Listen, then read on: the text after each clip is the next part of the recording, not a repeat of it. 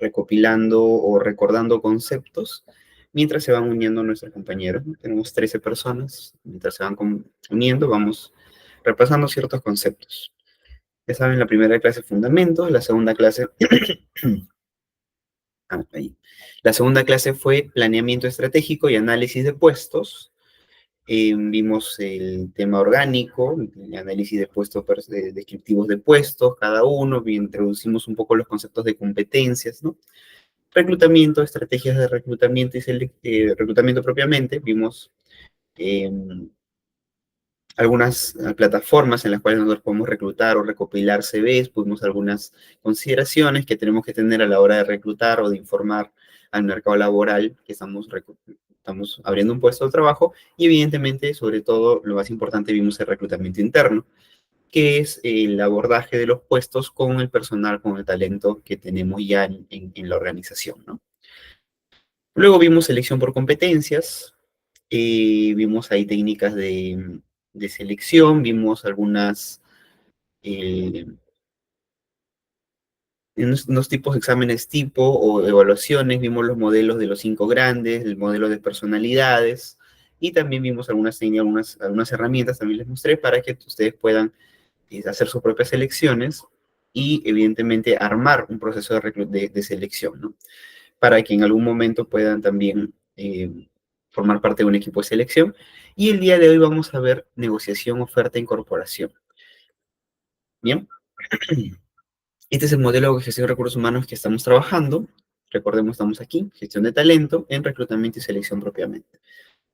Y de hecho el día de hoy vamos a ver algo de compensación. No vamos a desarrollar, no vamos a desarrollar ejercicios, pero sí vamos a ver algunos conceptos de compensación, porque cuando vayamos a hacer la negociación, y que es el tema del día de hoy, nosotros necesitamos saber de qué estamos hablando, es decir, sobre qué vamos a negociar. Entonces, por eso es que necesitamos comprender primero, para negociar compensaciones, para negociar beneficios, tenemos que comprender de qué estamos hablando. Entonces, por eso es que el día de la clase de hoy, eh, bueno, este es el proceso. Aquí le aumenté un proceso más, que es la negociación, que es lo que vamos a ver el día de hoy. No estaba considerado, pero ya lo hemos puesto acá. ¿De acuerdo? Estamos dentro todavía del proceso de reclutamiento y selección. Vamos a ver también el día de hoy onboarding. Vamos a ver un poco de onboarding. Muy bien. Entonces, vamos a ver estos 3 temas que les comentaba. Unos conceptos previos para saber qué es el concepto de compensación total, compensación remunerativa o no remunerativa, en qué se diferencian, cómo está el mercado laboral a nivel Perú, ¿no? Perú, pero también se extrapola a nivel Latinoamérica, son unas realidades similares. Vamos a ver también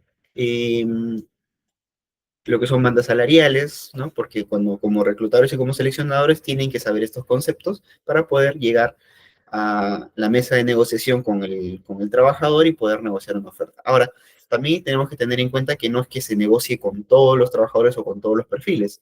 Hay puestos que tienen sueldos y beneficios establecidos, que de hecho son la gran mayoría, y ahí no hay mucho que negociar, ¿no es cierto? Entonces, puestos de repente de entrada, puestos de auxiliares o de asistentes, en realidad la empresa es la que ofrece, porque evidentemente en el mercado laboral hay bastante oferta eh, de profesionales o de personas o de trabajadores que ponen su mano de obra a disposición en trabajos básicos o en trabajos de repente de entrada. Entonces, en este caso, como la oferta es grande y la demanda es poca, evidentemente no hay mucho ahí que negociar, ¿no? Nosotros ponemos, o la empresa pone a disposición la remuneración, pone a disposición los beneficios sociales, laborales, y va a depender del candidato si acepta o no. Cuando hablamos más de oferta y negociación, o cuando hablamos más de negociación, cuando son puestos ya más especializados, es decir, de grados 14, 15, 16 para arriba, ¿de acuerdo? Vamos a ver qué es eso, vamos a ver los grados high. Eh, Evidentemente, esta clase no es de compensación, pero sí es importante que sepamos esos conceptos para llegar a la mesa de negociación preparados, ¿de acuerdo? Entonces, la primera parte va a tratar sobre eso, conceptos previos, principalmente de compensación. La segunda parte vamos a ver un poquito nada más, porque no es tampoco el tema del curso, pero ustedes se dan cuenta, todo está relacionado, ¿no? Todo está, eh, todo es parte de una misma disciplina que finalmente es la gestión humana. Vamos a ver un poco de negociación, conceptos de negociación, ciertas recomendaciones, cómo se negocia, cómo se planifica una negociación, poquito de eso para pasar ya de llano a lo que es el mercado laboral en el Perú, porque en base a eso nosotros vamos a negociar la oferta. Vamos a ver cuánto vamos a ofrecer, cómo vamos a ofrecerlo y con qué estructura, ¿no? Hay una planificación previa y eso lo vamos a ver en oferta. Entonces aquí es un poco al revés. Vamos a ver primero los conceptos previos de compensación, vamos a ver conceptos previos de negociación y finalmente ya la negociación en la oferta, ¿de acuerdo? En la oferta laboral. Y finalmente, porque la última clase no lo pudimos ver tan a fondo, vamos a ver lo de onboarding, porque una vez que ya planifiqué, ya acordé, hice mi reunión o tuve mi negociación con el postulante, ya acordamos ciertas condiciones y ya tocaría pues la parte de incorporación, ¿de acuerdo?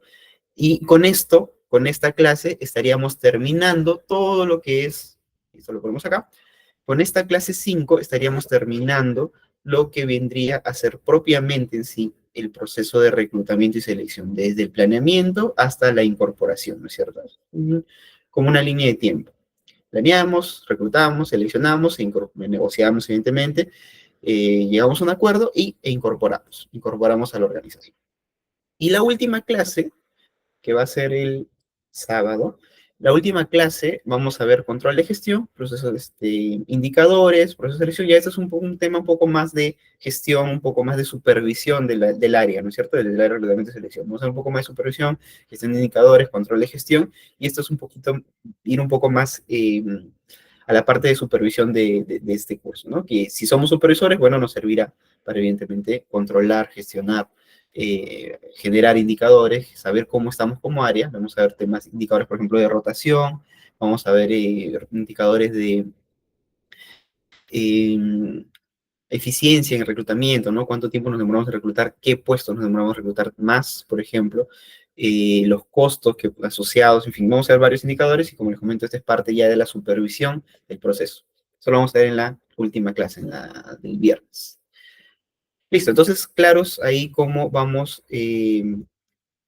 a tratar esta clase, ¿no? La estructura, van a empezar, repasamos un poquito de cómo ha sido la estructura del curso hasta la clase de hoy. Este curso que es bastante corto, es cierto, pero bastante intensivo en cuanto a conceptos, ¿no? Entonces, hemos ya repasado la estructura y la clase del día de hoy que va a ser conceptos previos, negociación, oferta y finalmente incorporación. ¿De acuerdo?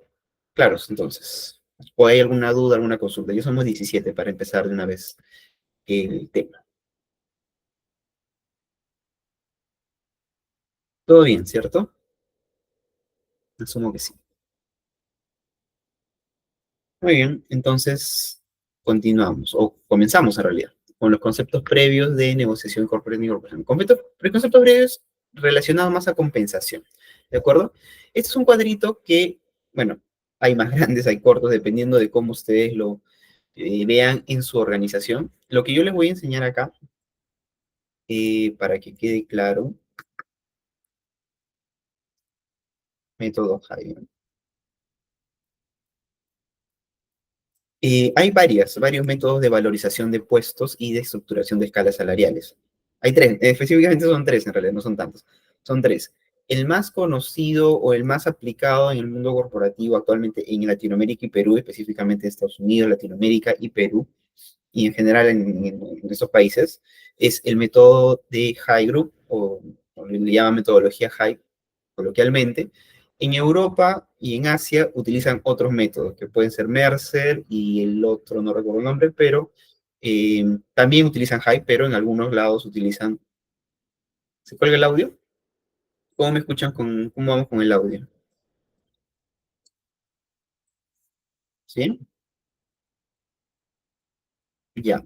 De repente es tu compu. Pero igual, si se cuelga o pasa algo, me avisan igual para solucionarlo, cambiar de red. No sé. Ya, muy bien. Entonces, les comento, en esta parte del mundo solemos utilizar la metodología de Hybrid. ¿Y por qué utilizamos todas las empresas, los corporativos o las empresas individuales? Porque utilizan un solo método, porque nos sirve, nos ayuda a que todos estemos estandarizados respecto a los estudios salariales.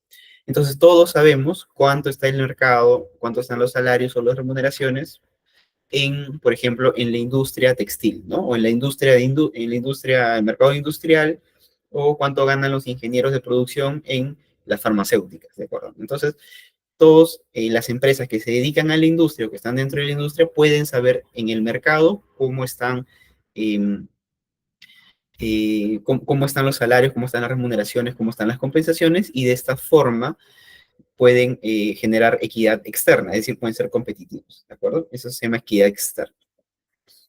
Y estos estudios salariales los hacen una empresa principalmente, que es Conferry, ¿no? Pero no es la única, también está Michael Page que lo hace, son empresas especializadas en mercados o en estudios salariales.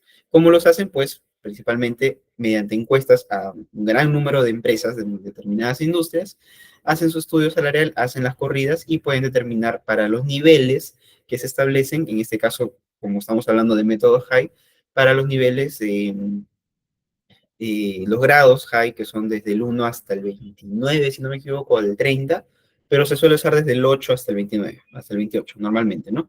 Cuando hablamos de grado 29, 30, 31, 32 a más, estamos hablando ya de empresas globales, son puestos que, al menos en Latinoamérica, posiblemente no los veamos, ¿no? No sé, pues el gerente corporativo global de McDonald's, ¿no es cierto? Entonces, esos puestos aquí definitivamente no están. Entonces, por eso solemos hablar de grados 8 hasta el 23, ¿no? Menos de 8 difícilmente vayamos a encontrar, salvo que sea un puesto eh, demasiado básico, bien complejo, muy difícil de encontrar. Y el puesto 23, digamos que es lo más alto que podremos encontrar acá en Perú, en Latinoamérica, hasta 25, ¿no? Ya hablando de empresas regionales, que sean muy grandes. De lo contrario, bueno, cada empresa establece sus propios métodos, sus propios niveles. Ahora, el ejemplo, el cuadro que ustedes ven acá es un cuadro ficticio, ¿de acuerdo? Pero está de hecho bastante acorde a la realidad, una empresa industrial, ¿bien? Entonces, sí, está muy ligado a una empresa industrial, pero está más o menos ordenado o generado para ser didáctico, para poder enseñarse. ¿Vale?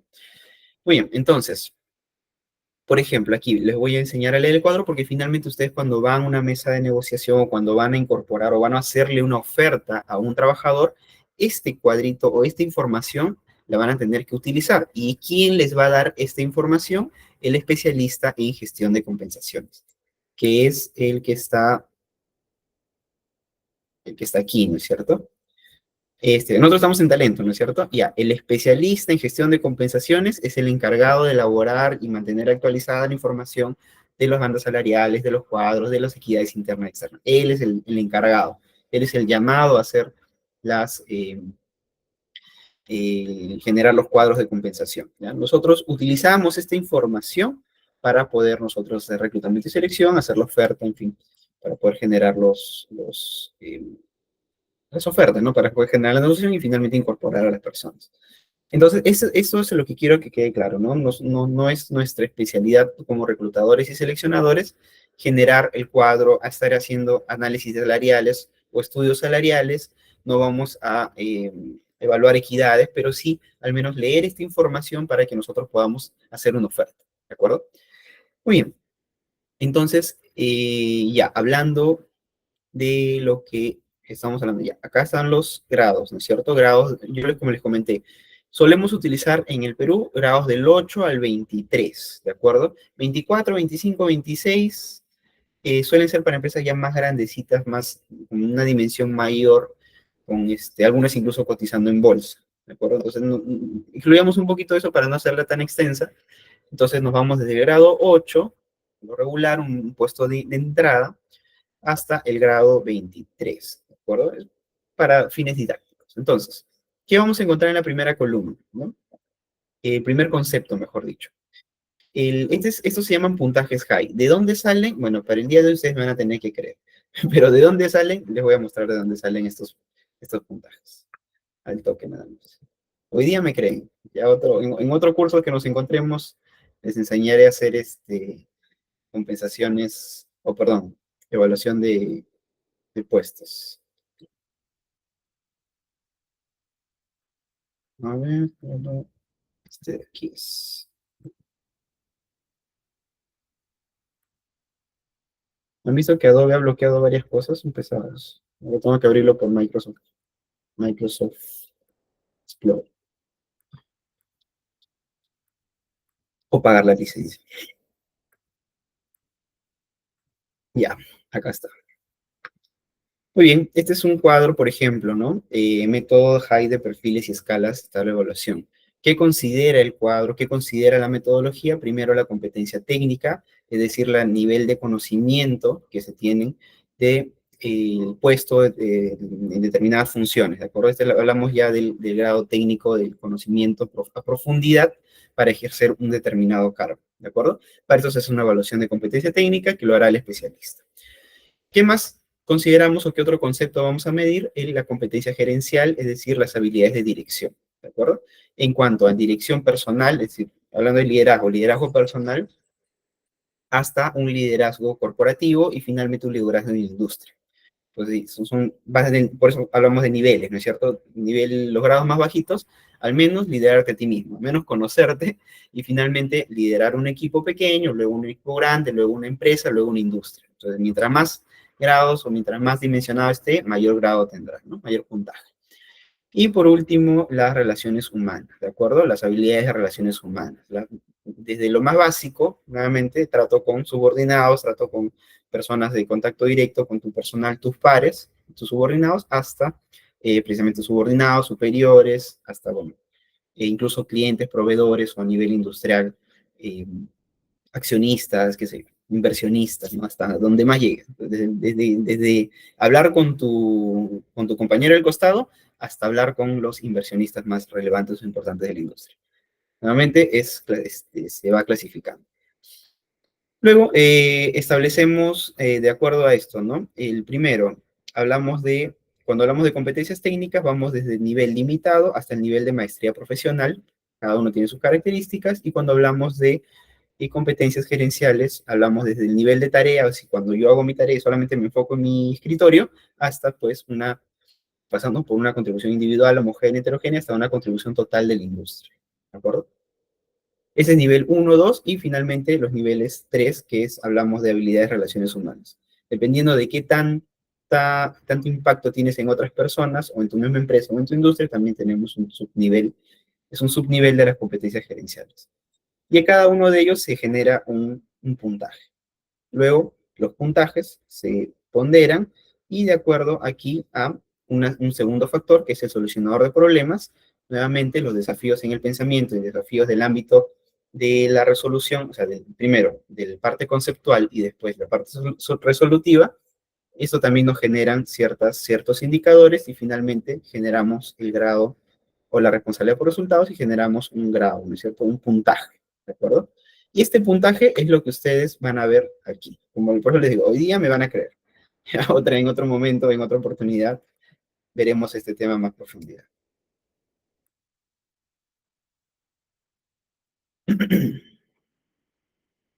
Acá está.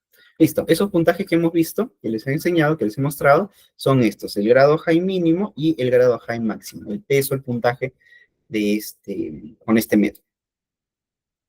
Entonces, por ejemplo, ¿no? Un grado 8, un puesto de ingreso, un auxiliar, ¿no es cierto?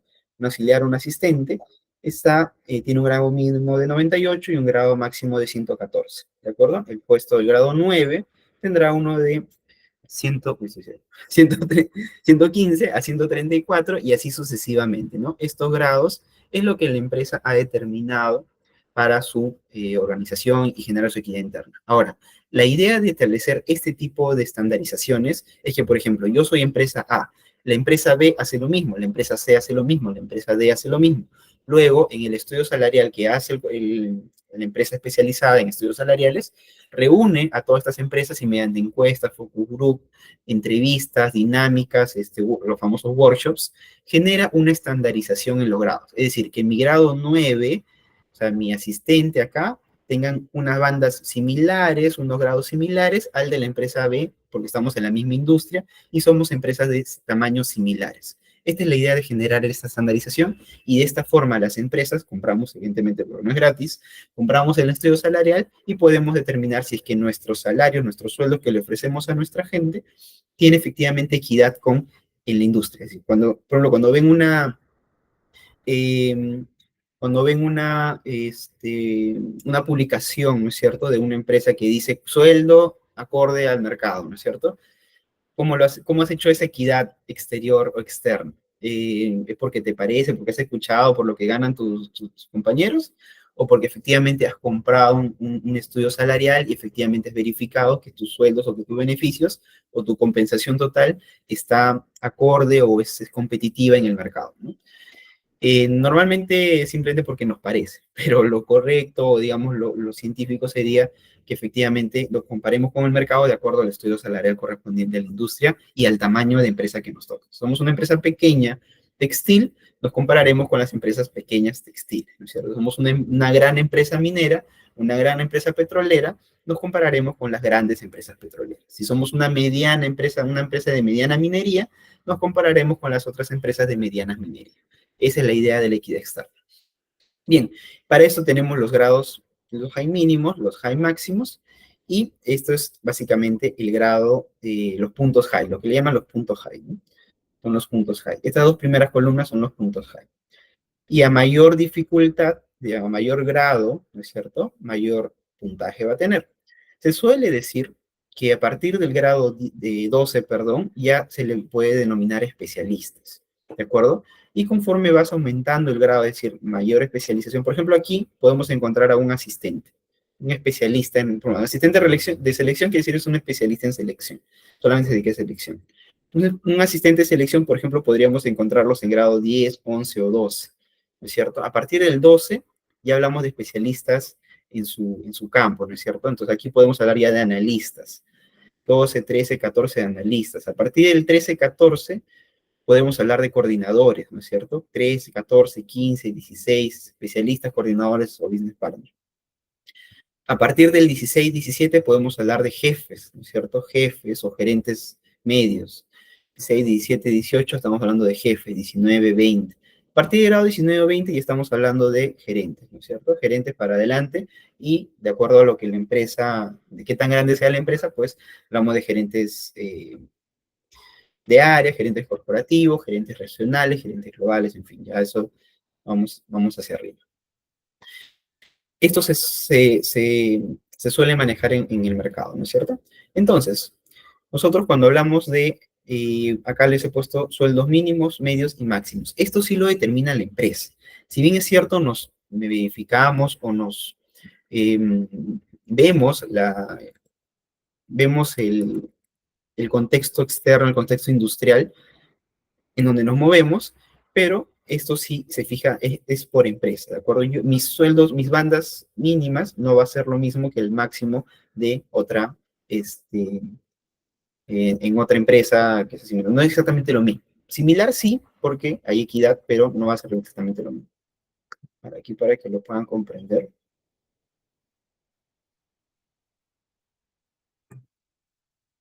Bien, esto es lo que nosotros llamamos, es de la famosa banda salarial. ¿Han escuchado de bandas salariales? Imagino que sí, pero igual a ver si me escriben si han escuchado de bandas salariales, sino para ponerle un poquito más de tiempo ahí.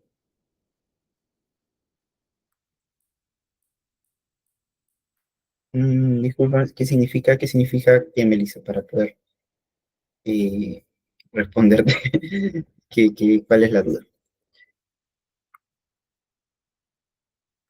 Bueno, si han escuchado de las bandas salariales son estas, ¿no? El mínimo de sueldo que puede ganar un determinado grado o puestos de trabajo y el máximo que debería ganar esta persona o este puesto, mejor dicho. Por ejemplo, si vamos a hablar vamos a poner un ejemplo, ¿no? Acá, esto significa que a un grado superior o inferior quiere decir que hay una relación de jefe o subordinado. Por ejemplo, si yo soy grado 10, mi jefe, que es grado 11, el grado 11 va a ser mi jefe, ¿no es cierto? Si yo soy grado 10, el grado 9 va a ser mi subordinado. Y así sucesivamente. Eso es la parte de esto de acá, ¿no? Entonces, vamos a Cuando hablamos aquí de banda mínima y banda máxima, quiere decir que, por ejemplo, un grado 10, un grado 12, hablamos de, por ejemplo, grado 10, ¿ya? Centrémonos en un grado. Aquí vamos a ponerle un cuadradito. Centremos en un grado en específico y vamos a ponerle un puesto en específico, ¿de acuerdo? Aquí le ponemos esto y le quitamos color. Ya, muy bien. Centrémonos en el grado 10. El grado 10 estamos hablando de un asistente de reclutamiento y selección. ¿No? Es un asistente de reclutamiento y selección. ¿Qué quiere decir? Que su grado high mínimo o su puntaje high mínimo es 135 a 160. Eso no nos interesa mucho, eso les interesa más a los especialistas en compensaciones, ¿ya? Pero nos interesa esto, que este grado, esta persona, asistente de reclutamiento, tiene que ganar mínimo, o sea, yo lo mínimo que le puedo ofrecer, o lo mínimo con lo que yo puedo incorporarlo, es 1.728, y lo máximo que yo puedo incorporarlo, estamos hablando en soles, es 2.016 soles. Más allá de eso, ¿puedo pagarle? Sí, pero bajo ciertas condiciones. Ahora lo vamos a ver en negociación. ¿De acuerdo? Este es un estándar, digamos, la media, o a ver, la determinación de la media en este caso está como media aritmética, o sea, el promedio de 1.700 más 2016, ¿no? Entre dos. Ahorita está establecido así porque es más sencillo de verlo, pero algunos utilizan medias estandarizadas o medias de comparate, o sea, respecto a la persona o el salario que tiene una persona respecto al promedio que tiene las demás personas. Es decir, puedes establecer tu posición frente al promedio de la banda o frente al promedio de los sueldos. En este caso, estamos hablando de un promedio de los sueldos de máximo y mínimo, y bueno, es un punto de referencia.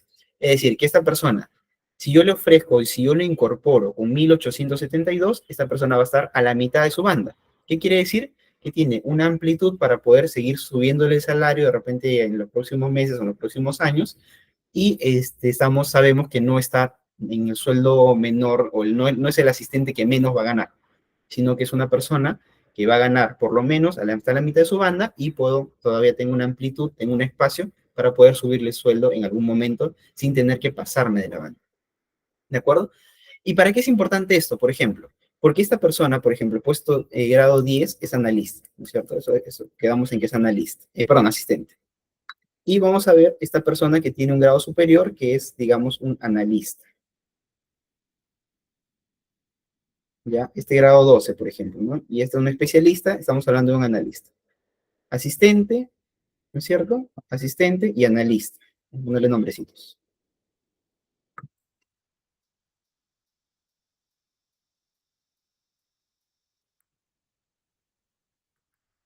Asistente de reclutamiento y selección, de recursos humanos, ¿ya? De recursos humanos.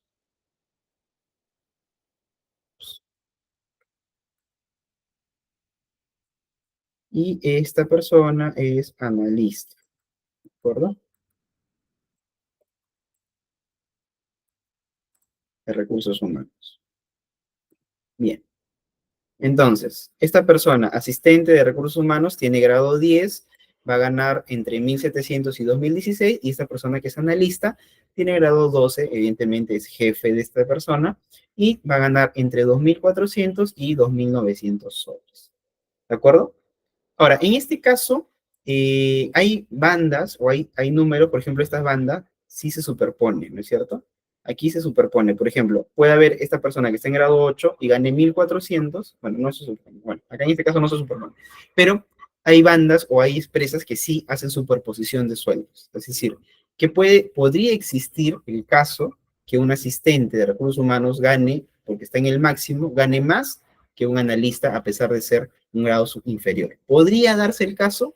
Hay empresas que lo aceptan, que lo aprueban, pero no es lo regular. Lo normal es que sí haya un traslape, pero no muy alto, ¿de acuerdo? No es muy alto, eh, es bajo, ¿de acuerdo? Es bajo, porque lo regular, lo normal, por cultura y por clima también, es que el jefe gane más que su subordinado. Eso es lo que debería ser lo correcto, ¿de acuerdo? Debería ser lo correcto, pero no siempre se da. Y no es que esté mal, sino hay que establecer ciertos criterios para que nosotros podamos eh, evidenciar que esto tiene un criterio objetivo y no es adrede o no es antojadizo, sino que eh, tiene criterios objetivos. Esa es la idea. ¿De acuerdo? Entonces, a mí me dicen, necesitamos reclutar un asistente de recursos humanos. Ah, ya, entonces yo sé que le puedo ofrecer desde 1.700 a 2.016 soles. Entonces yo no voy a ofrecerle de frente, me voy a ir con 2.016 soles, ¿no es cierto? Lo vamos a ver en negociación. Tengo que ir con 1.700 o con 1.800 para yo aproximarlo lo máximo que pueda a la banda media, ¿de acuerdo? Al promedio de la banda, que es en este caso 1.872. Aquí es donde yo tengo que llegar y ya va a depender de mí cómo voy a negociar. Me voy hasta el fondo, le digo 1.728 y no te puedo dar más y en la negociación ya quedan en 1.800, o me voy y le digo, mira, 1.870 es lo que te puedo dar y no voy a aceptar ningún cambio ni ninguna contraoferta, que es un método de negociación que vamos a ver que no es tan bueno, o sea, no es tan efectivo, pero podría darse, ¿no? Porque siempre va a haber una contraoferta, casi siempre va a haber una contraoferta. Muy bien, entonces, lo importante aquí, como les comentaba, no es entender tanto cómo calcular los grados high, cómo calcular la media aritmética, cómo hacer la ponderación, ni siquiera la progresión. Ya la progresión simplemente es cómo va creciendo la banda. Mira, por ejemplo, al principio la ponderación o los crecimientos de la banda son a 20%, no es mucho, pero ya conforme van subiendo, ¿de acuerdo? Se van alejando los sueldos, ¿no es cierto? Las personas, digamos, de conforme conforme son puestos más de menos dimensión, de menos grado, tienen progresiones más bajitas, es decir, sus sueldos están más juntitos, ¿no? El analista gana 1.500, el coordinador gana 2.000, su jefe gana 2.500 y su jefe gana 3.000. Y mientras vamos avanzando, es decir, ya vamos a jefe, subdirector, director, subgerente, gerente, ya los grados, los sueldos se van alejando más. Ya no son aumentos de 500, de 600, de 700, sino ya son aumentos de 1.000, 2.000, 3.000, 4.000 soles. Eso quiere decir la progresión. Es decir, a mayor complejidad, eh, antes si es que pasabas, por ejemplo, de asistente a analista, te aumentaban 500 soles. Pero si pasas de subgerente a gerente, no te van a aumentar 500 soles, ¿no? Te van a aumentar, no sé, 2.000 soles, 3.000 soles, qué sé yo. ¿No es cierto? En este caso, por ejemplo, si voy de grado 20 a grado 22, voy a pasar de ganar, por ejemplo, estoy aquí 18.000 a ganar 27.000, o sea, me están aumentando 9.000 soles de sueldo. A diferencia de acá, que por aumentar 2 grados solamente me aumentan, por ejemplo, de 2.000 a 2.600, solamente me aumentan 600 soles. A eso se refiere a la progresión. A mayor dificultad o mayor dimensionamiento del puesto, mayor será la diferenciación de sueldos, ¿de acuerdo? Bien, entonces lo importante, como les comento, es entender este concepto de banda salarial. Por eso acá está banda salarial, ¿no es cierto? Acá lo importante es entender el concepto de banda salarial mínima con la banda salarial máxima para yo poder establecer o poder planificar mi negociación, que es el curso, que es el tema de hoy. Bien, ¿cómo vamos hasta ahí? ¿Se entendió o hay una partecita que no se entendió de repente? Ustedes me dirán. Este cuadrito o este estudio salarial, porque este finalmente es un estudio salarial, lo hace el especialista en compensaciones. ¿Vale? Así que no se me estresen todavía. Muy bien. ¿Se entendió? ¿Estamos claros con los conceptos?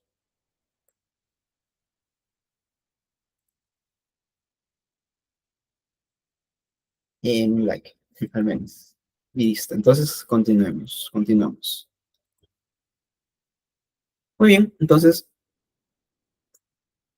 pasamos a esta partecita. Elementos del paquete redistributivo. ¿Qué es la compensación total? Igual, rápidamente, esto es parte de otro curso que es compensación, remuneración y compensaciones, ¿no? Pero hay que entender los conceptos. ¿Qué es la compensación total o qué conocemos como compensación total? La retribución, ¿de acuerdo? O sea, lo que yo voy a poner mi labor, mi mano de obra, mi trabajo a disposición de la empresa y la empresa me va a retribuir. ¿Cómo me va a retribuir? De dos formas. De forma extrínseca, es decir, clara, objetiva, precisa, y de forma intrínseca. La forma intrínseca es lo que nosotros llamamos como salario emocional o beneficios de cultura, clima, en fin, ¿no? Y la forma extrínseca es lo que yo sí voy a recibir, ¿de acuerdo? ¿Y qué es lo que voy a recibir? Económico, evidentemente, y lo no económico. Lo no económico pueden ser beneficios laborales, eh, por ejemplo, como lo que son los vales de alimentos, ¿de acuerdo? Los vales de alimentos, es decir, la empresa me da ciertos vales para que yo en la cafetería vaya y me compre algunas cosas mientras estoy en mi trabajo, ¿de acuerdo? Entonces, no es económico porque no estoy disponiendo el dinero propiamente, pero sí es un beneficio que yo puedo utilizar en alimentación, ¿no es cierto? Y así, no económicos. ¿Qué es lo que sí es económico? Tu compensación, es decir, tu salario, tu sueldo, ¿de acuerdo? Y tus beneficios económicos. Por ejemplo, bonos de desempeño, bonos de contribución, bonos en fin, de puntualidad, no sé. de producción, y esos son los salarios compensativos, ¿de acuerdo? Económico compensativo, tenemos los económicos de beneficio, beneficios sociales propiamente, laborales, tenemos de repente un día, un beneficio no económico, por ejemplo, puede ser un día, el día de tu cumpleaños no vienes a trabajar, ¿de acuerdo? Es un beneficio finalmente no económico porque por ese día me van a pagar, ¿de acuerdo? Pero me lo están pagando en un día libre, ¿de acuerdo? Entonces no estoy recibiendo dinero adicional, pero sí me están pagando por ese día de no trabajo, ¿de acuerdo? Entonces podríamos llamarlo como un beneficio laboral. Y la rotación intrínseca. Entonces, esto es la compensación total. Y nosotros, ¿para qué es importante que entendamos estos conceptos o que sepamos que hay una compensación no solamente económica, sino también beneficios laborales, sociales? Porque esto finalmente se va a contabilizar como un beneficio económico, porque aunque no se llame así, a la empresa le cuesta. Claro, el trabajador recibe el beneficio, pero a la empresa le cuesta. Entonces, esta valorización de lo que la empresa va a gastar y va a invertir en tu bienestar, en tu clima, de, no sé, por ejemplo, en que puedas utilizar el gimnasio de la empresa que está en el piso tal, esa valoración es parte de tu compensación y es lo que tú vas a utilizar cuando vas a negociar los beneficios que vas a darle a un postulante. ¿De acuerdo? Entonces, este concepto de compensación total, lo que me interesa es que a ustedes les quede grabado que no solamente es el dinero, el salario básico el que yo le voy a dar o le voy a ofrecer al trabajador, sino que son todos los beneficios laborales en general, los beneficios sociales, ¿no es cierto? Eso es lo importante. Bien. ¿De acuerdo? Entonces, hablando de estructura salarial, no vamos a hablar de equidad externa, porque como les comenté, es un tema bastante complejo y por último no es ni el curso ni el tema, pero sí vamos a hablar un poquito de equidad interna, ¿ya? ¿Qué quiere decir equidad interna? Ya habíamos visto que cuando yo voy a, por ejemplo, negociar el salario, por ejemplo, de un asistente de recursos humanos, voy a negociar su salario, yo sé que voy a estar entre 1.700 y 2.016 soles, porque esa es ya la política de mi empresa, ya estableció sus grandes salarios, en fin. Eso es lo que voy a negociar, ¿de acuerdo? Pero, por ejemplo, puede darse el caso que hay un asistente de mayor tiempo, por cualquier objetivo, que esté por encima de esta banda salarial, no esté ganando 2.500 soles, no está ganando casi como el analista, mira. Entonces, ¿por qué pueden suceder ese tipo de cosas? Y eso significa que no me sirve de nada mi categorización, mis bandas salariales. No, porque pueden darse, por ejemplo, situaciones en las que un trabajador, un postulante, por ejemplo, a pesar de que mi banda es 2.016 soles, yo al final voy a tener que ofrecerle 2.300, 2.500 soles. Pueden darse esas situaciones. ¿Por qué? Uno, situación de mercado laboral para el puesto y el momento de contratación. Por ejemplo, puede suceder, ¿no? Los médicos, ¿ya? Ejemplo muy típico del tema de equidad. Los médicos hasta hace unos años, por ejemplo en el 2019, ganaban, por ejemplo, sueldo de entrada, ¿no? Ni bien saliendo de la universidad, recién egresados con su serum y todos certificados, ganaban entre 5.000 y 7.000 soles, ¿de acuerdo? Es lo normal. Entonces, digamos que si estuviéramos en esta empresa, si fuera una clínica, los médicos estarían en más o menos por aquí, ¿no? Entre 14 y 15, digamos, ¿no? 15 y 16, bueno, no es mando medio porque recién está empezando, entonces a eso me refiero con otra industria. Entonces, en la industria de la medicina, esto ya no tendría sentido, entonces aquí se desplazaría un poquito, o los sueldos los subiríamos un poquito más arriba. Por eso depende mucho de la industria, pero ya, no le hagamos caso a esto todavía, un ratito, no vayamos acá, ¿no? Un médico, por ejemplo, está entrando con entre 4.000 y 7.000 soles, ¿no? Entre 15 y 16, un médico, ni bien saliendo de la universidad. Entra COVID-19 y no había médico que tú pudieras contratar por menos de 12.000 o 15.000 soles, ¿de acuerdo? Y no es que, digamos, tenga que destruir mi banda salarial, no es que tenga que destruir que se rompa mi estudio salarial, ¿no es cierto? O que se haya roto el mercado, sino que es un contexto temporal histórico. Y por eso es que acá nos dicen, ¿no? La situación del mercado laboral para el puesto y sobre todo en el momento de la contratación, porque estábamos en plena pandemia y si bien mi médico está en grado 14 y gana entre 4 y 7, por el contexto de mercado, por el contexto de contratación, por el momento que estábamos pasando, voy a tener que pagarle muy por encima de lo que normalmente debería pagarle, ¿no? 10, 12, 15 mil soles es lo que cobraba un médico en épocas de pandemia, a las clínicas me refiero, ¿no? Y bueno, no sé, el Estado creo que sí les dio bonos, en fin, pero me refiero a las clínicas privadas, cuando querían contratar más médicos, ninguno trabajaba por menos de 12 mil o 15 mil soles, por más que tuvieran un mes de experiencia, ¿no? Si ya tenía su serum, tenía sus estudios todo listo y podía trabajar y podía ejercer como médico, ya podía ganar más de 10 mil, 12 mil soles. Podía pedir eso en una clínica cualquiera.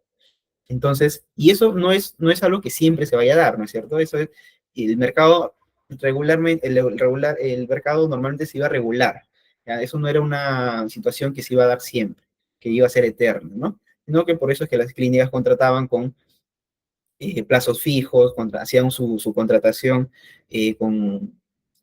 mediante contratos de plazo determinado, ¿no? Sujetos a modalidad, precisamente porque la causa objetiva era una pandemia, ¿no es cierto? Era algo muy contextual, por eso es que se puede hacer ese tipo de contratos.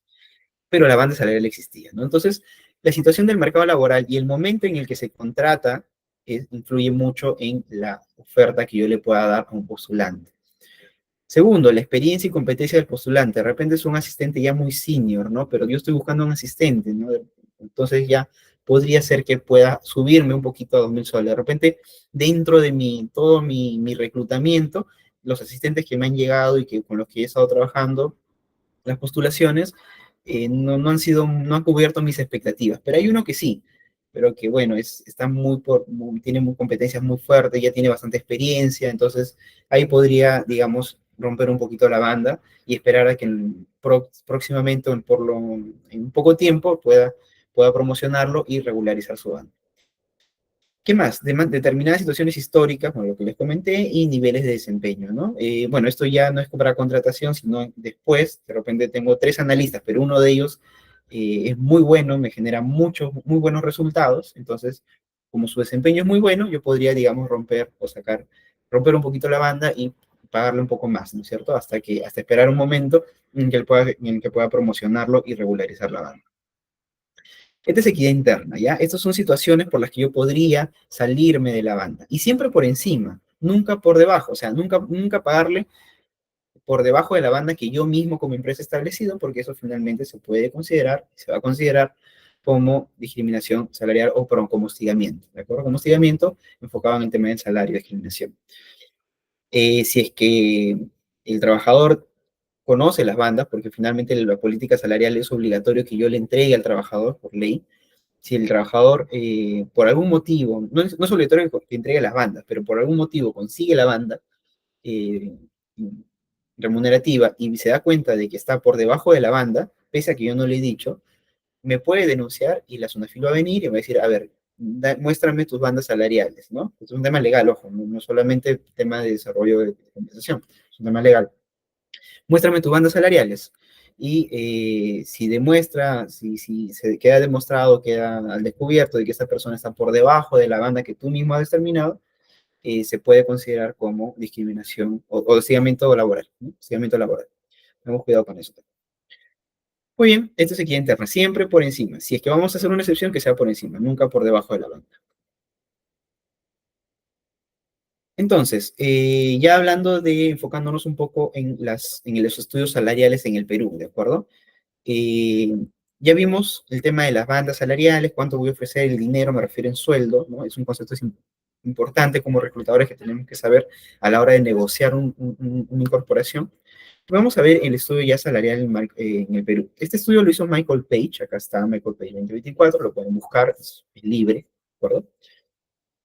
O sea, es libre hasta cierto punto, porque si alguien quiere ver por industria o por tamaño, quieres ver en tu empresa en qué posición estaría, eso sí hay que pagar. Pero esta información que les muestro sí es libre de estar al público. Eh, Dos temas. Primero, las prioridades para el talento humano. O sea, ¿qué están buscando? ¿Qué están buscando los peruanos que están buscando sueldo, que están buscando trabajo? ¿Qué es lo que están buscando? ¿No es cierto? Eso es lo que queremos ver ahora, porque nosotros como seleccionadores, reclutadores y para negociar, tengo que saber qué es lo que el mercado está actualmente demandando, para yo saber por dónde tengo que ir mi negociación, ¿no es cierto? Lo primero y siempre va a ser el salario y las compensaciones, el dinero. Siempre va a ser eso, eso no va a cambiar. Difícilmente vaya a cambiar, como les digo, menos en nuestra realidad difícilmente va a cambiar. El salario y las compensaciones. Luego, lo segundo, esto sí nos importa, ¿no? Crecimiento laboral, y las expectativas laborales de crecimiento. Este puesto en los próximos 2, 3 años tienes oportunidad de promocionarte, tienes oportunidad, o este puesto, esta posición, esta empresa, te va a dar visibilidad en la industria en que tú estás trabajando. De repente soy una clínica y que trabajes conmigo, claro, de repente no te puedo pagar mucho, pero que trabajes conmigo, que soy la mejor clínica en el Perú, no te va a pagar mucho, pero sí te va a dar reputación para que en un futuro tú puedas crecer laboralmente, ¿no es cierto? Eso puedes trabajar por ahí. Entonces, el crecimiento laboral es lo segundo que más le importa a los talentos peruanos. Tercero, balance, flexibilidad en horarios. Esto, por ejemplo, este 3 antes estaba en 2, ¿no? En épocas de pandemia. Ahora ya, ya volvió a su lugar habitual, que es el 3. Balance y flexibilidad en horarios. Es decir, el horario remoto, si es híbrido, si tienes diferentes facilidades en los trabajos, si los horarios son de 8 a 5 rajatabla, o puedo llegar a las 10 y salir a las 7, o llegar a las 7 y salir a las 3, o yo manejo mis horarios. ¿Cómo es eso, no? Este es lo tercero que más le importa a los trabajadores o a los talentos peruanos. La cultura organizacional, número 4. Número 5, el impacto y el valor de mis actividades, es decir, si mis actividades generan un impacto social, un impacto económico, un impacto medioambiental, de repente soy una ONG, un impacto medioambiental a la sociedad, realmente eso le interesa a los talentos peruanos, ¿no es cierto? Pero como quinto lugar. Le interesa, pero como quinto lugar. Sexto, beneficios no financieros, ¿no es cierto? De repente tenemos una competencia, un campeonato de fulbito entre áreas de mi empresa todos los meses, ¿no? O entre todas las áreas productivas. Ya, eso tal vez le interesará a alguno, ¿no? Pero en sexto lugar, y por último, los servicios gratuitos en las instalaciones, ¿no? Por ejemplo, tener un gimnasio, tener una guardería, tener un cafetín o una cafetera en tu oficina, ¿ya? Eso les interesa a los peruanos, pero como en séptimo lugar, y eso ya es lo último. Pero, ¿qué es lo primero? Y con lo que nosotros vamos a trabajar, al menos en estos 2 años que nos quedan, 2024, eso es 2023, 2024, y seguramente hasta el 2025 estará vigente, salvo que suceda otra pandemia o algo así. Primero, salarios, ¿no? Segundo, crecimiento laboral, y tercero, balance, vida y flexibilidad de horarios. Si yo sé que no estoy pagando mucho, ¿de acuerdo? De acuerdo al mercado, tengo un salario bajo, si sé que no puedo pagar mucho a mis trabajadores, puedo eh, negociar o puedo convencer para que trabajen en mi empresa mediante crecimiento laboral. Le digo, no, cada 2 años este empleo puedes promocionarte porque hay mucha rotación, o le puedo decir, mira, esta empresa o trabajar en mi empresa te va a dar mucho prestigio, porque soy una consultora, porque soy una clínica muy importante, no te puedo pagar mucho ahora como un sueldo de entrada, pero sí vas a tener mucha reputación, en fin, puedes trabajarlo por ahí. Y tercer lugar, balance, vida, flexibilidad en horario, ¿no? Puedo convencer también, pero esto ya evidentemente depende de la empresa, ¿no? Como una política corporativa o empresarial, no es algo que tú como reclutador decidas.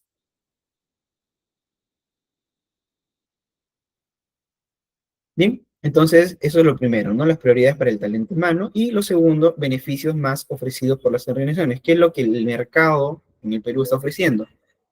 Primero, las EPS, ¿no? Las EPS son cada vez más importantes, más relevantes, y después de pandemia esto cobró mucho más relevancia porque la gente que tenía EPS evidentemente se ahorró muchísimo dinero respecto a los tratamientos de sus familias. La EPS actualmente es lo que más ofrece como beneficio a los trabajadores, a los peruanos. Segundo, descuentos corporativos, ¿no? Descuentos corporativos, no sé, si yo estoy en una empresa, mi empresa tiene un convenio con Cineplanet, en que puedas comprar 5 entradas al mes por 5 soles, que sé, descuentos corporativos. O de repente con instituciones educativas, ¿no es cierto? Si trabajas en mi empresa, yo hago un convenio con ITEC, por ejemplo, para que puedas tener 5 certificados al mes gratuitamente y no tienes que pagar adicional. Descuentos corporativos. Tercero, bueno, otro. Cuarto, vales de almuerzo, ¿de acuerdo? Vales de almuerzo. Sexto, alimentos y bebidas gratuitas. Séptimo, viernes, días libres, o los early Friday también, o sea, los viernes hago a la 1, todo lo que también se suele ofrecer. Movilidad, de acuerdo a la compañía, pero estamos hablando ya de puestos más gerenciales o más de mayor dimensión, y los vales de transporte también, ¿cierto? Eso es lo que actualmente las empresas están ofreciendo. O sea, si nosotros vamos a reclutar, por ejemplo, a un gerente de algo, de operaciones, por ejemplo, vamos a reclutarlo, nosotros sabemos que las empresas en el mercado están ofreciendo estos beneficios y tenemos que tenerlo en cuenta para nuestras negociaciones. En el mismo estudio, las 5 preocupaciones de los empleadores al reclutar talento. Primero, a ver, ¿qué se está preocupando? El conocimiento técnico y la experiencia. Ya nosotros como postulantes, por ejemplo, ¿qué les importa a los empleadores? ¿Qué es lo que más les preocupa a los empleadores actualmente a la hora de buscar, de estar buscando personas, de buscar personal? Primero, el conocimiento técnico y la experiencia. Igual, siempre va a ser lo mismo, lo primero, ¿no? Eso no va a cambiar.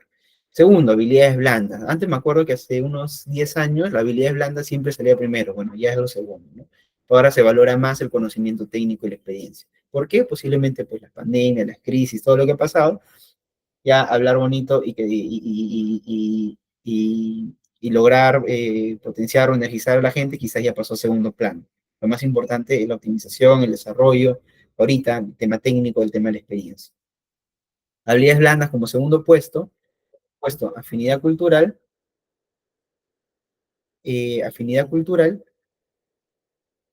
cuarto puesto, presupuesto para la fuerza laboral, y quinto puesto, lugar de residencia, ¿de acuerdo? Quinto puesto, lugar de residencia. O sea, que yo viva cerca de mi lugar de trabajo. Y principal motivo para la renuncia al talento. ¿Por qué renuncian las personas, no? ¿Qué nos dice el estudio? ¿Qué nos dice la encuesta? Primero, insatisfacción con el salario, ¿no? Siempre lo primero, que estamos aquí viendo el tema de los sueldos, ¿no? Insatisfacción con el salario actual. Segundo, la progresión de la carrera, me estanqué, estoy 10 años como analista, no subo. Entonces, la progresión de la carrera es el segundo motivo de renuncia. Y eso también nos sirve a nosotros como reclutadores para negociar los sueldos, no, las ofertas, ¿no es cierto? No, si veo a alguien que está postulando porque en su anterior empresa no está progresando, yo puedo manejar eso para mi negociación. Proyectos personales, relacionamiento con el liderazgo, ¿no es cierto? Mi jefe, renuncio a mi jefe, no renuncio a mi empresa, renuncio a mi jefe, ¿no es cierto? Esto suele pasar bastante. Y oportunidades internacionales y la flexibilidad laboral, como menor medida. Pero primero, salario, progresión de carrera y proyectos personales. Estos tres primero, ¿no? En primer lugar. Listo. ¿Cómo vamos hasta ahí? En esta primera parte que son conceptos iniciales, conceptos importantes para ofrecer yo poder ofrecer mi oferta laboral, ¿no? al mercado. ¿Cómo vamos hasta ahí? Un minutito, mientras me escríbanme sus consultas en el chat.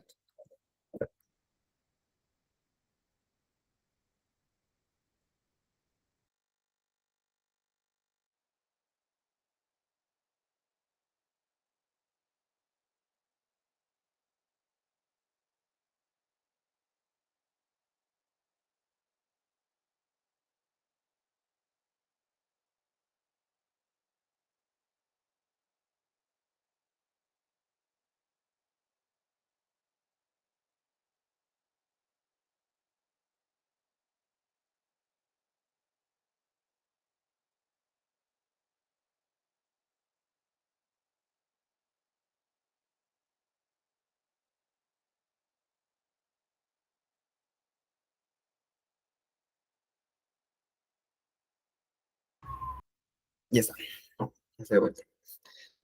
Muy bien, entonces pasamos a la segunda parte de la clase, que es oferta y negociación.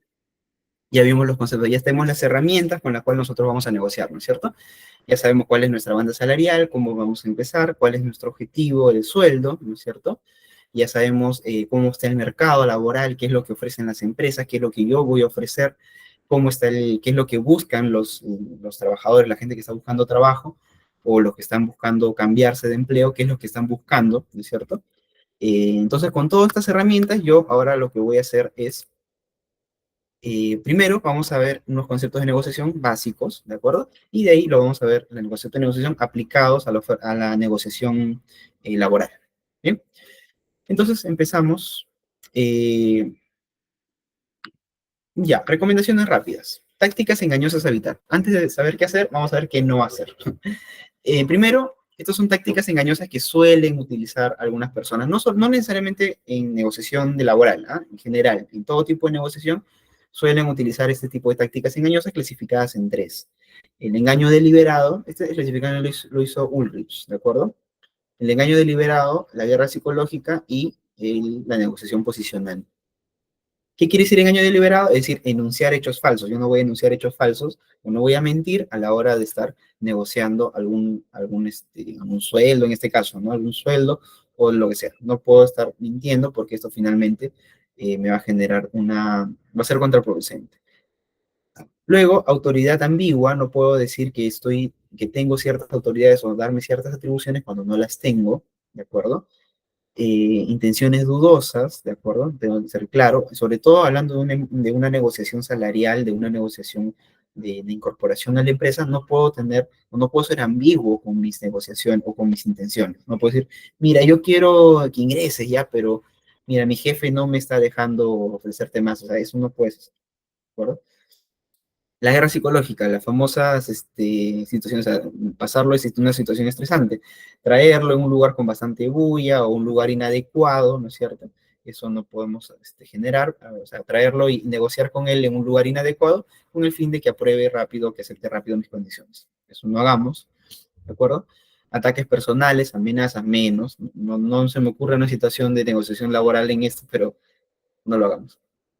Agente bueno, agente malo, el famoso, voy a negociar un sueldo, pero yo voy a ser el agente bueno y mi compañero el malo y vamos a presionarlo para que escoja cierta situación, ¿no? Eso no podemos hacer.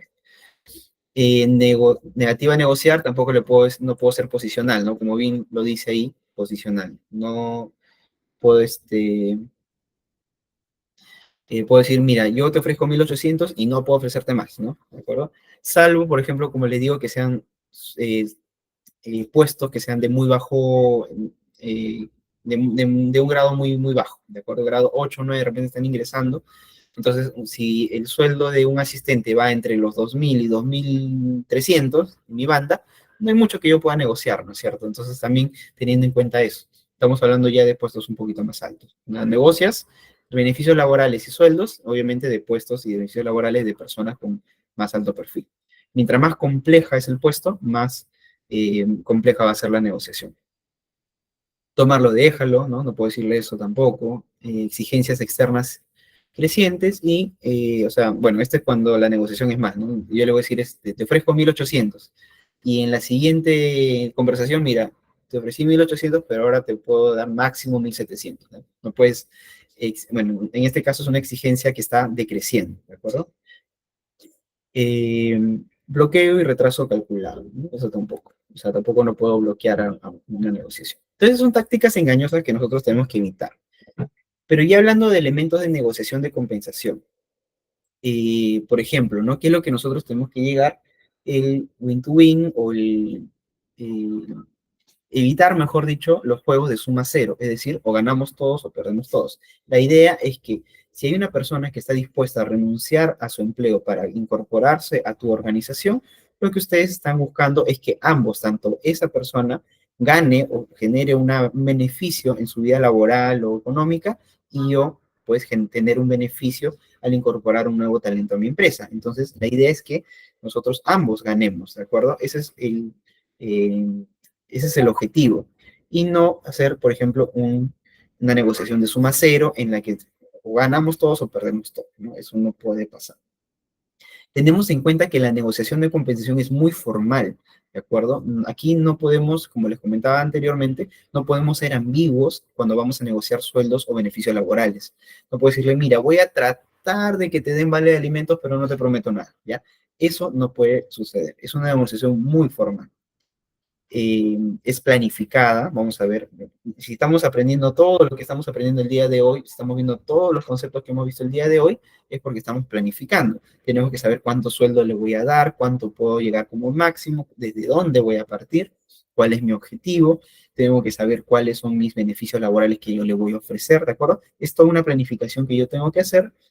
Bueno, si estoy ya especializado y tengo muchos años en lo mismo, evidentemente ya la planificación la voy a tener en la cabeza, ¿no? Pero tengo que saber todo eso a la hora de sentarme o de llamar al candidato para ofrecerle un determinado puesto. Claridad y precisión, ¿no? Cero ambigüedad, no puedo decirle, mira, yo creo que entre 1800 y 1850, pero no lo sé ahorita. Tiene que ser claro y preciso, ¿de acuerdo? Establecer las posiciones e intereses, ¿de acuerdo? Establecer la posición de interés, ahorita vamos a ver eso un poquito más. Como reclutador, tener opciones también, ¿no? Si yo tengo una o dos opciones, voy a tener más amplitud para poder hacer negociaciones. Si yo solamente tengo una sola opción, bueno, dependiendo ya de qué tan buen negociador seas, pero si yo voy a tener una sola opción, voy a estar más presionado para poder cerrar la oferta final con un candidato en lugar de tener dos o tres opciones en donde yo pueda ir jugando las bandas o las ofertas de puesto o las ofertas de sueldo, ¿de acuerdo? Entonces siempre es bueno tener opciones y no quedarme solamente con una única opción. Evidentemente lo que yo estoy negociando es la oferta, ¿no es cierto? La oferta salarial o la oferta de remuneración. Tenemos que llegar a un acuerdo, es un elemento importante. El acuerdo tiene que ser escrito, siempre escrito, puede ser en correo electrónico, puede ser una carta de oferta formal o puede ser una carta de oferta física en donde nos reunimos y ahí mismo lo firmamos, ¿de acuerdo? Siempre un acuerdo, pero tiene que ser formal y escrito, ¿bien? Salvo que sean nuevamente puestos bajos, no estamos hablando acá de puestos de alto perfil. Y finalmente, establecer al negociador. ¿Quién va a negociar? ¿El de recursos humanos? ¿El asistente? ¿No? ¿El asistente va a negociar con el futuro gerente de operaciones? No creo, ¿no? ¿Quién va a establecer la negociación? ¿De acuerdo? ¿Va a ser el jefe o el gerente o el superintendente de recursos humanos? ¿Va a ser el dueño de la empresa, ¿no es cierto? ¿O el gerente de operaciones? ¿O va a ser el practicante? ¿Quién va a negociar la oferta laboral? Hay que establecer bien eso también. Evidentemente, el seniority es muy importante, como les comento. No podemos mandar al asistente o al practicante a negociar remuneraciones a un gerente de operaciones o que yo estoy reclutando a un gerente de operaciones y lo mando a negociar al practicante de recursos humanos los beneficios laborales, ¿no? Eso no tiene mucho sentido. Bien, entonces estos son algunos elementos de negociación, de compensación importante. Vamos a establecer este tema del ban y la sopa. ¿Qué es el ban y la sopa? Es la planificación, básicamente. Es la planificación que yo voy a hacer como reclutador, como empleador o como futuro empleador, potencial empleador, a el postulante, ¿de acuerdo? Entonces acá veamos. Este de aquí es el rango mínimo, pues estos son rangos, ¿ya? Este es sueldo, el eje X es sueldo. Entonces, este rango azulito, el de arriba, es el rango de negociación del postulante. ¿Qué quiere el postulante? Él quiere mínimo, ¿de acuerdo? Mínimo establecerse entre 1.500 soles, es lo mínimo que él recibiría. Y él puede llegar a aspirar, o lo que yo estoy determinando, que puedo yo ofrecerle como máximo 4.500 soles, ¿de acuerdo? El postulante quiere mínimo tener 3.500 soles y yo como máximo, ¿de acuerdo? Y es banda empresa, puedo ofrecerle 4.500 soles. Pero el postulante, lo que tenemos que determinar es el banda del candidato, ¿no? Del postulante. ¿Cuánto es lo mínimo que el candidato espera ofrecer? Evidentemente yo no sé su banda, ¿de acuerdo? O sea, yo no sé cuánto el postulante es lo mínimo que está dispuesto a aceptar, pero yo puedo puedo más o menos, eh, no adivinarlo, pero sí calcularlo, ¿ya? Puedo ir viendo más o menos que este postulante, por ejemplo, lo mínimo que está dispuesto a aceptar es 3.000 soles. Y menos de eso, digamos, menos de eso, ya el candidato se me va, ¿de acuerdo? Y el candidato aspira a tener 4.500, bueno, todo lo que quiera, pero yo lo máximo que le puedo dar es 4.500 soles. ¿De acuerdo? Entonces, aquí, mediante esta técnica de la banda, que es en inglés es better alternative to a negative agreement, o sea, la mejor alternativa en caso de una negociación negativa. Y la sopa es la zona de posible acuerdo, ¿no? Bueno, incluso en español también, zona de posible acuerdo. ¿De acuerdo? Entonces, establecemos los rangos, ¿de acuerdo? Establecemos los rangos de negociación. Yo como empresa voy a ver más o menos este postulante tiene como mínimo que aceptar 3.000 soles, yo calculo que mínimo me va a aceptar 3.000 soles y yo como máximo, como empresa, como máximo le puedo ofrecer 4.500. ¿De acuerdo? Y el postulante también va a ser seguramente algo similar. Va a decir, mira, yo como mínimo voy a aceptar, no sé, 3.500 soles, pero eh, este, pero yo sé que la empresa de repente, máximo, me va a ofrecer 4.000 soles. Entonces, cuando logramos esta zona, por ejemplo, entre el mínimo que espere el candidato, y yo digo, va a esperar 3.000 soles, pero el candidato dice, no, 3.500 mínimo, ¿no es cierto? Y después yo digo, mira, el candidato me dice, yo quiero 4.500, yo le voy a decir, mira, máximo te puedo ofrecer 4.000 soles. Entonces, determinando este rango, que es la zona de posible acuerdo, entre 3.500, que es lo mínimo que espera el candidato, y 4.000, que es lo máximo que yo voy a ofrecer, es la zona de posible acuerdo y es la zona de juego, en la que nosotros vamos a poder jugar o poder establecer o poder hacer las ofertas y las contraofertas. Yo le voy a decir, mira, te ofrezco 3.000, y él va a decir, no, mínimo 4.000 soles. Le voy a decir, mira, te puedo ofrecer 3.200. Entonces vamos a ir ajustando hasta llegar a la zona de posible acuerdo. ¿De acuerdo?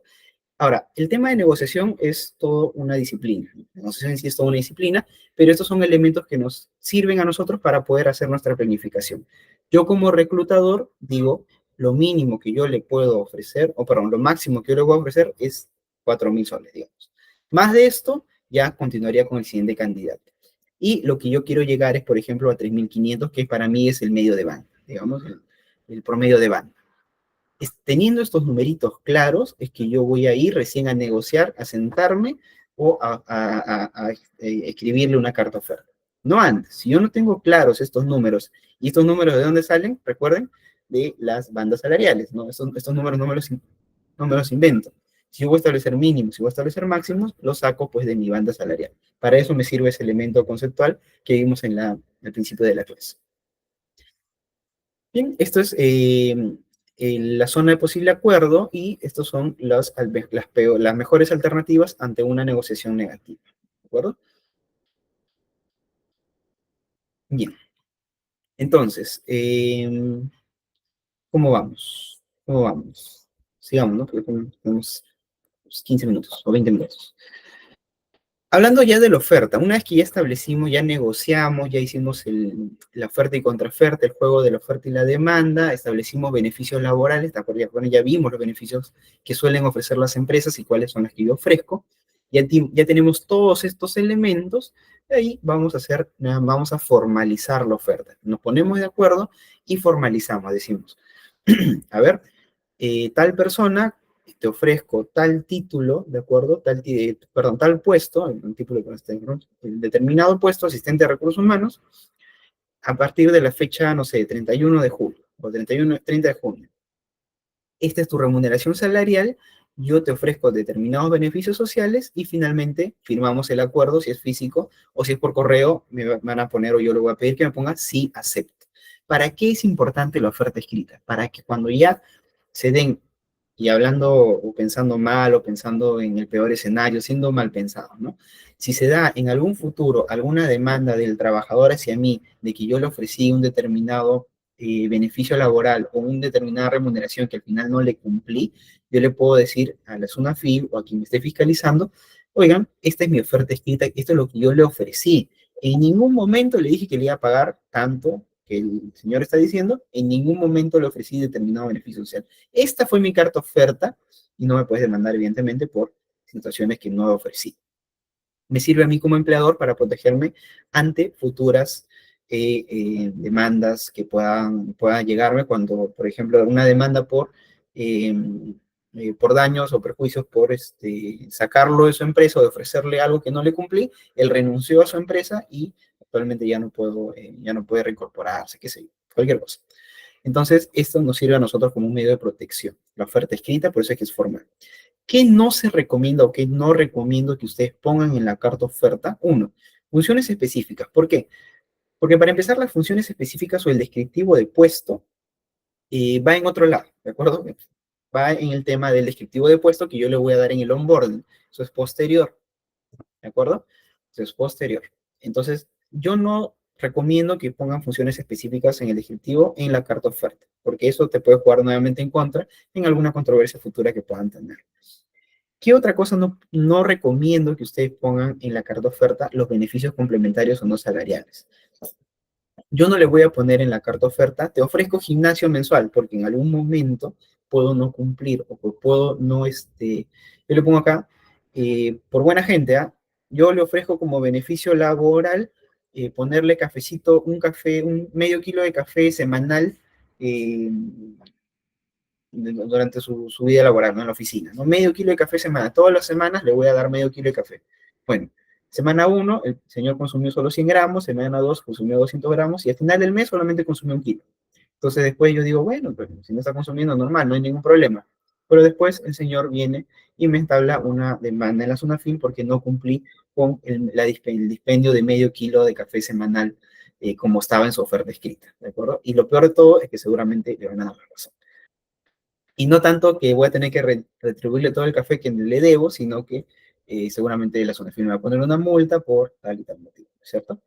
Entonces, para evitar esas situaciones, todo lo que son beneficios, obviamente estoy exagerando, pero se entiende el concepto. Para evitar esas situaciones, yo no recomiendo que pongamos beneficios complementarios, no salariales, beneficios laborales en la carta oferta, sino solamente esto, sea puntual, formal, escrito, claro, preciso, como les comentaba, y que estén solamente estos conceptitos. Más sería en algún momento puede jugarte en contra, ¿de acuerdo? Poner más, ser más detallados puede jugarte en contra. Bien, entonces, listo. Hasta ahí, ¿cómo vamos? Porque ya estamos terminando el concepto propiamente de negociación e negociación, ¿no? Ahorita vamos a entrar a incorporación. Díganme, por favor, ¿cómo vamos hasta ahí? ¿Hay alguna consulta? Porque ya para cerrar el concepto de negociación, de sueldos. ¿O hay algo que no haya quedado claro o hay algo que repitamos? Estamos a tiempo, tenemos unos minutos todavía.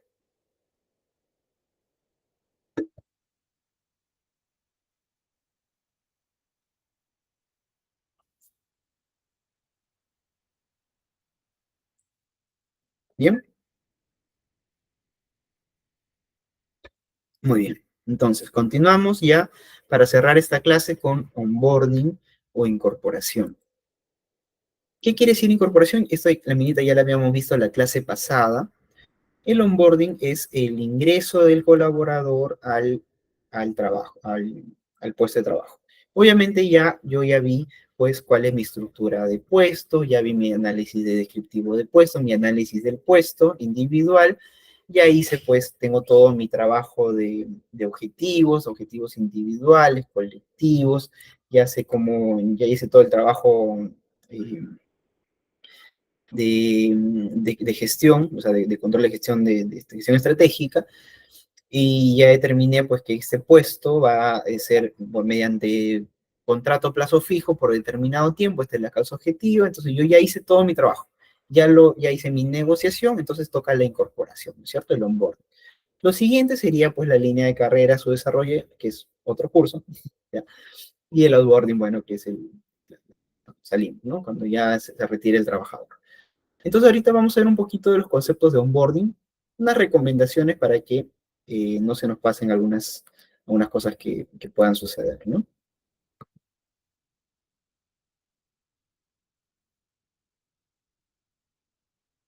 Ya, a ver.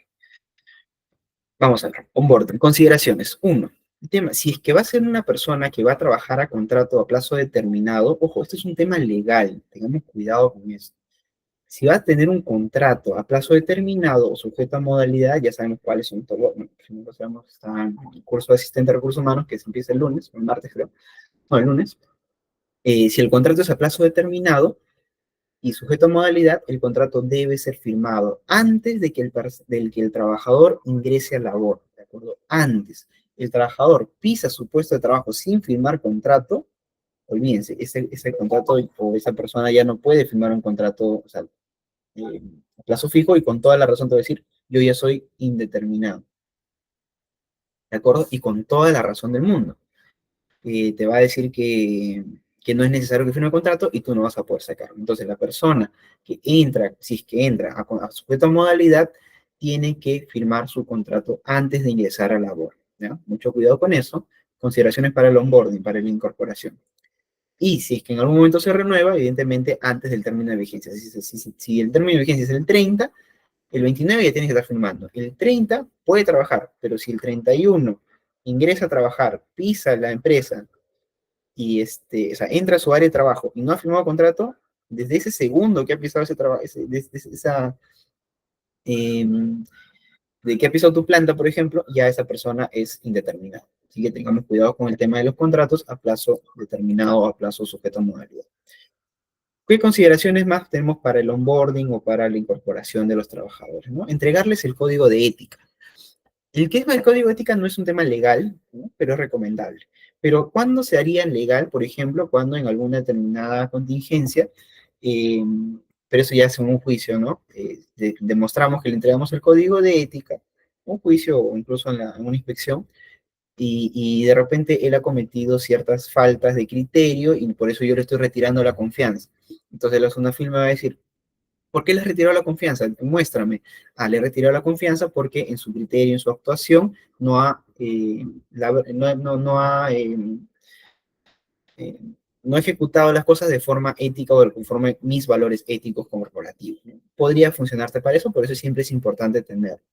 Código de ética, yo le entrego el código de ética al trabajador, que básicamente es una guía en la que establecemos los principios de actuación de la empresa. Cómo va a actuar la empresa, o cómo va a determinar, cómo va a determinar las acciones de acuerdo al contexto que se dé. Esa guía normativa de actuación es el código de ética, ¿de acuerdo? Y está evidentemente acorde a la legalidad, acorde a la misión y acorde a los valores empresariales. Bien, entonces ese es el código de ética, que es, como les comento, no es un tema legal, pero sí es importante tener. Los valores corporativos, nuevamente, no hay ley que nos exija emitir valores corporativos, pero sí es importante porque construyen finalmente las costumbres, las actuaciones, la cultura de la empresa, ¿ya? Entonces también es importante. ¿Qué sí es otro tema legal? El reglamento interno de trabajo. Esto sí es legal, ¿ya? Ahora, ¿qué quiere decir que sea legal? Que si no lo entrego el trabajador puede hacer falta al reglamento interno de trabajo, no, ¿no es cierto? No es que si yo no entregue el reglamento interno, el trabajador va a poder hacer lo que quiera, que muchas veces los trabajadores o la gente que piensa eso, ¿no? Ah, como la empresa no tiene un acuse de recibo de que yo recibí mi reglamento interno, ya yo puedo hacer lo que quiera, y no me pueden faltar, y no me pueden acusar, y no me pueden sancionar. Eso es mentira, por si acaso. Si lo pensaban, o si algún trabajador les ha dicho eso, eso no es cierto. El hecho de que el trabajador no tenga el reglamento de trabajo no significa que no se lo puedan sancionar. Ojo. Porque para empezar está la 728, en el que se establece cuáles son las faltas y cuáles son las amonestaciones. No es necesario que esté en el reglamento interno. Pero sí nos pueden multar a nosotros como empresa si no entregamos el reglamento interno. ¿Y eso qué establece? Normas de comportamiento, políticas de la organización, normas laborales vigentes y derechos y obligaciones del empleador y del empleado, o sea, tanto del trabajador como de la empresa. Ambos tenemos derechos, ambos tenemos obligaciones. Bien, entonces ese reglamento interno de trabajo nuevamente es un tema legal. Ahora dice, el trabajador dice, no, yo no quiero recibir reglamento interno. No, pero señor, usted está obligado a recibir mi reglamento interno. No, yo no lo quiero recibir, a mí nunca me dieron eso y no voy a firmarte ahorita.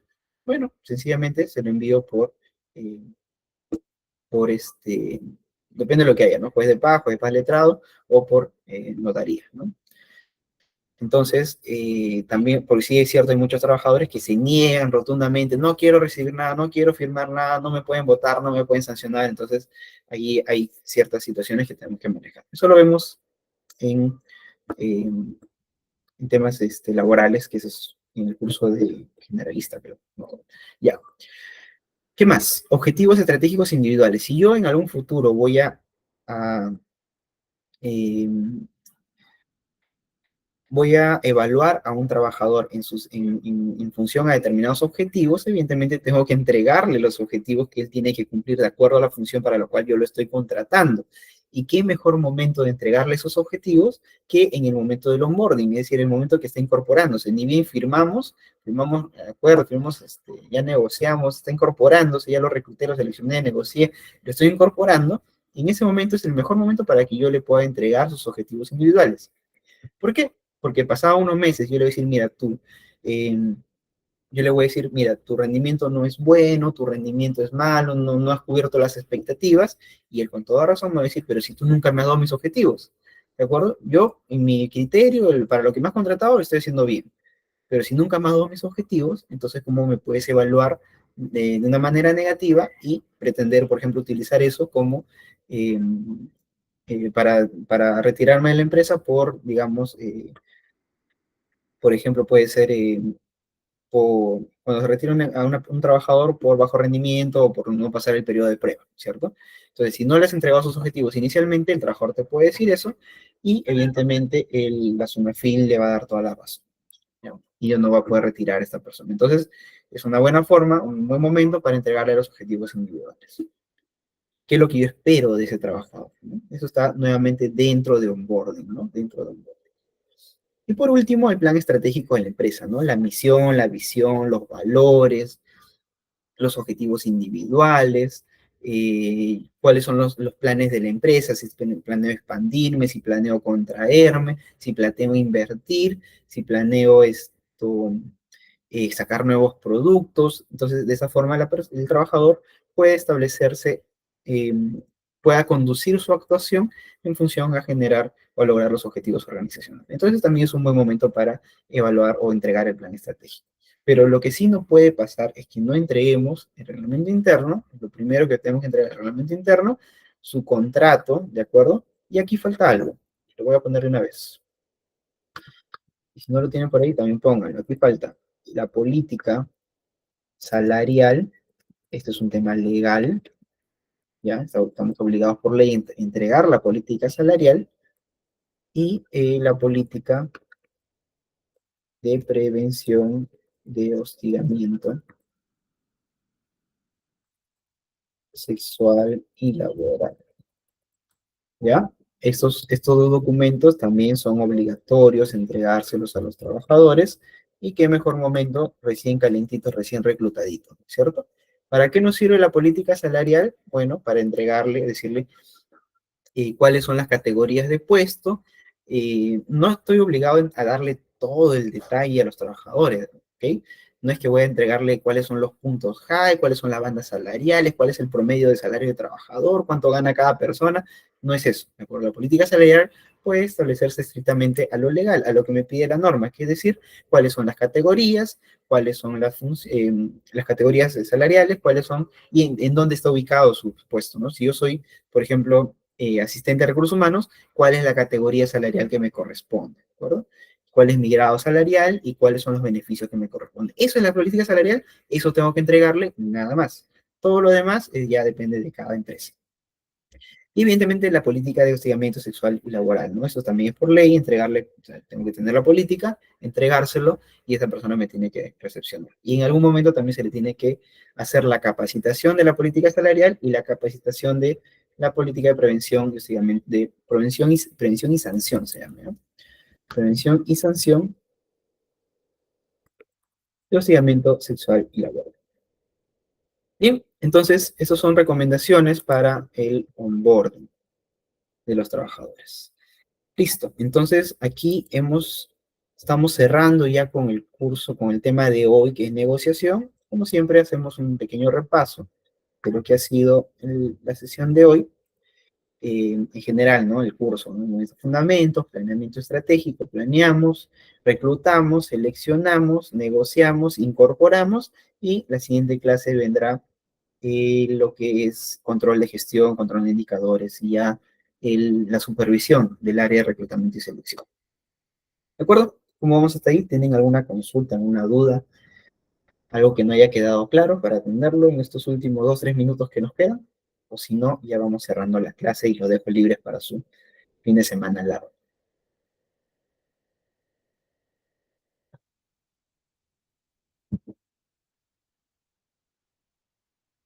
Gracias. ¿Todo bien? Entonces, ¿todo claro?